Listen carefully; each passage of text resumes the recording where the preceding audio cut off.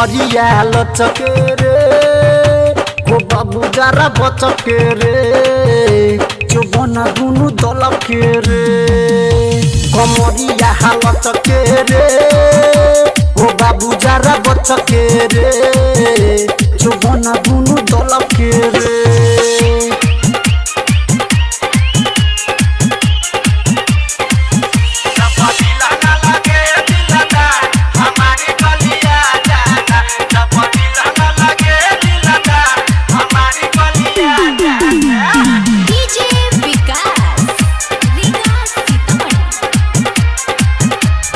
नया सटे जबे पे छोरा पे हे मुखिया जी मारे ले कोनखी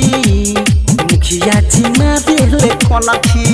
हो लहंगा के महंगा चीजुआ देखा देम तो सबका के मनवा हसनकी सबका के मनवा हसनकी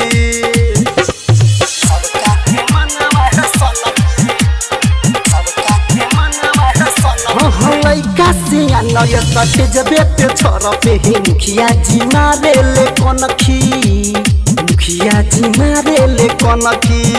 हो लहंगा के महंगा चीजुआ देखा देम तो सबका के मनवा हसनकी सबका के मनवा हसनकी कमरिया हालत के रे ई बाबू जरा बचके रे चुपना दुनु चुबना दुनु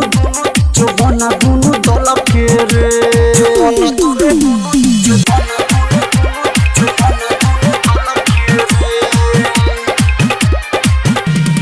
डीजे विकास तारा जहाँ हम पीछे पड़ मुश्किल में बाई जवानी मुश्किल में बाई जवानी केहू कहे सोना पड़ी केहू कहे दिल जानी केहू कहे दिल जानी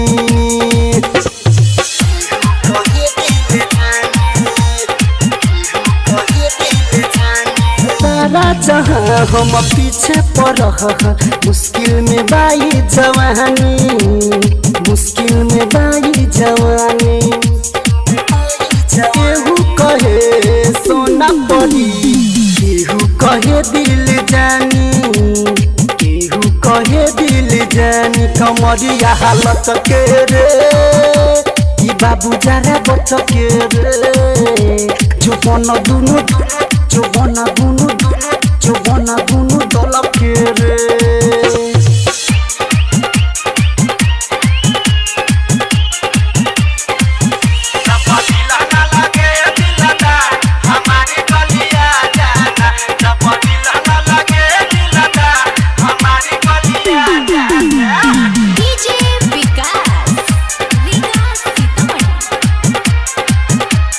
बिंदिया पंटी बाया खरइले नैना पे निशांत में दरदी नैना पे निशांत में दरदी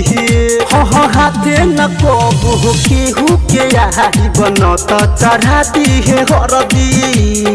नाता चढ़ा दी है हरदी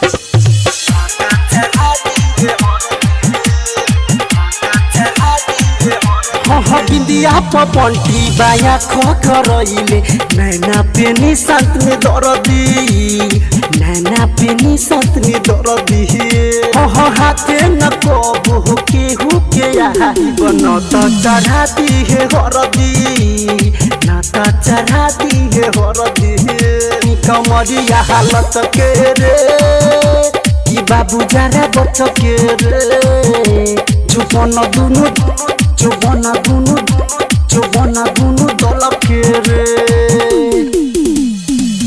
महाकाल रिकॉर्डिंग स्टूडियो रीगा।